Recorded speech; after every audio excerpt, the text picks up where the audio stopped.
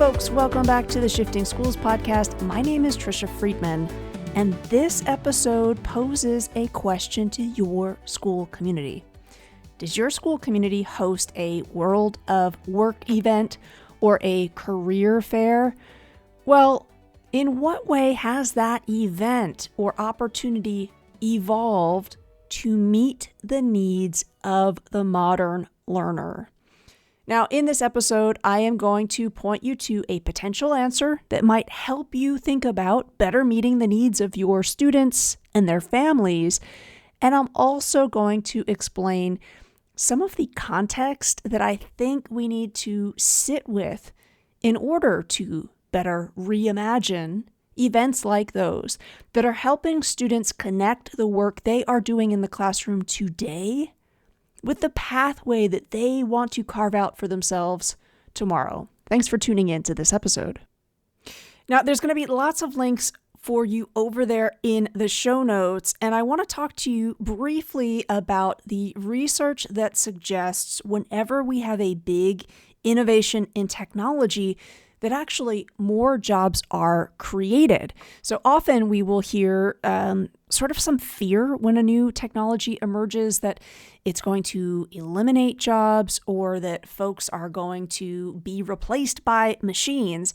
And what's interesting in this research is that the exact opposite appears to be true.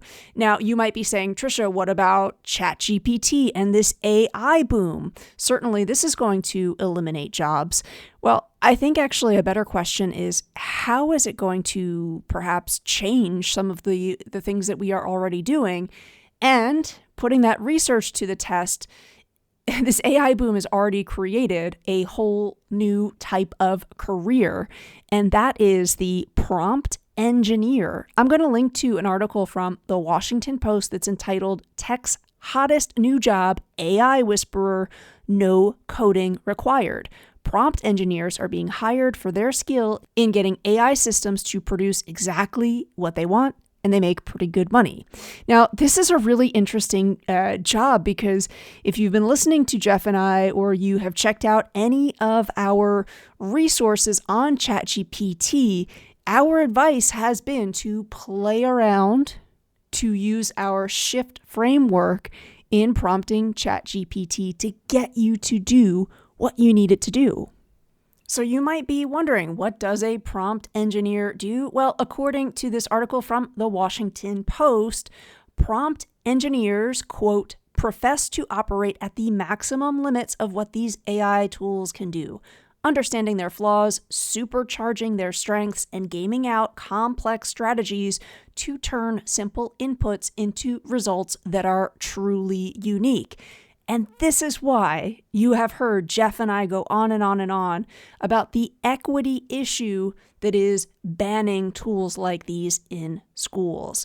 If the AI boom is going to create a lot of future jobs, is going to influence the world of learning in higher ed, to what extent do we actually have a responsibility to make sure that students are becoming more aware of what those limits are, what the flaws are, and what the potential opportunities are as well? So I'm also going to link to some research where Dell Technologies has predicted that 85% of the jobs in 2030, that's not that far off, haven't been invented yet. So folks, if you have a job fair, if you have a World of Work experience, are you inviting folks to really share in emerging industries, in careers that didn't exist a few years ago?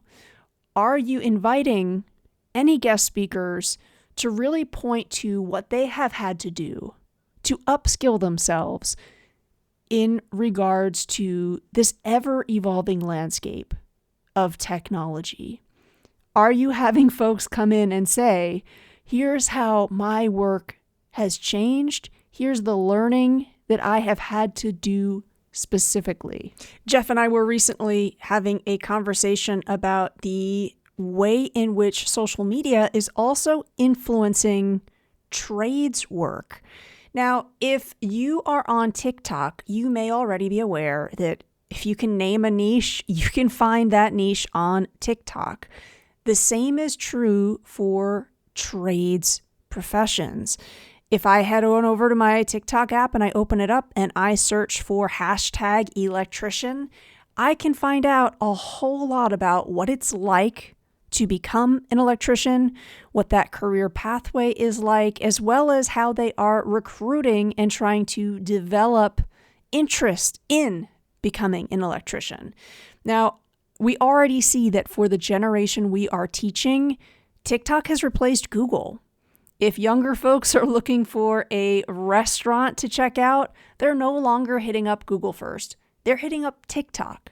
So if we are talking about helping our students figure out, get curious about future career pathways, to what extent have we actually gone through that experience of using TikTok as a search engine to make sure that we understand actually which accounts have value, to make sure that we can talk with our students about how they might be actually already using TikTok to learn more about industries that they are passionate about. And I really think it's a conversation we want to be having alongside of our students, because TikTok, like all social media, can also have mis and disinformation. So I think it's a great idea to ask students in high school, have you used TikTok to search and learn more about any of the industries that you are interested in exploring? I think their answers might surprise you. In the show notes, I will link to a few accounts that I have been absolutely amazed by, where I think they are doing a really good job of educating and building awareness up about that industry. The final link that we have for you over there in the show notes takes you over to our Shifting Schools Future World of Work playlist. Because here's the thing, job fairs, they probably are useful to some students. Are they useful to all students, to all families? Probably not. And I think it's always good to poll families to see to what extent any of our school events are meeting their needs, to see how we can improve them. But if we've learned one thing from the pandemic, I think it is the power of asynchronous learning, of being able to have learning where we want it, when we want it, at the pace that we need. So our Future World of Work playlist sets you up with 7 different specific episodes that students can listen to, that families can listen to get a better sense of what's changing in the world of work, and to also get excited about some potential pathways that perhaps have not yet been considered or discussed. We talk a lot about how students in high school can start now to network, to find direct and indirect mentors, about how the art and craft of collaboration is shifting. How when as educators we're telling our students that collaboration is important, they're going to hear from folks from a wide variety of industries explain why we keep talking about that. We also know that the job sector around data has absolutely exploded. I think that that's going to continue to be a trend. So we have a few different professionals talking about how they work in that world of data. We also have a conversation about how businesses can go through the auditing process of creating a values map. And we also talk about some STEM positions that are interdisciplinary, how science and writing have connected. We have a professional YouTuber talking all about how she got her own PBS channel on YouTube. Also, how she became a columnist for Wired, writing all about games. And she talks about what it means to learn to write for different mediums, what it means to write for video. So again, that playlist is there. And we think the power of the playlist is not only that it offers us an asynchronous opportunity to learn, but also that it provides so much choice. What if you asked your juniors to listen to just 2 episodes? What if you set them up with a note-taking template for them to reflect on how their learning today connects with that future pathway? And we asked every single one of the guests in that playlist to be explicit in making that pivot and making that connection of how their experience as a student helped set them up to where they are. We asked them to speak specifically to the skills that they know are so important in their job. So I think as we are helping students make those connections and seeing the value in what they are doing today, it's really helpful to give them some solid examples of folks in emerging professions so that when we are talking about how important it is to be more self-aware, students can see that we're not saying that just because we believe it's good, but because we know it is useful to them in the present day, and it's going to be useful to them in the future day too.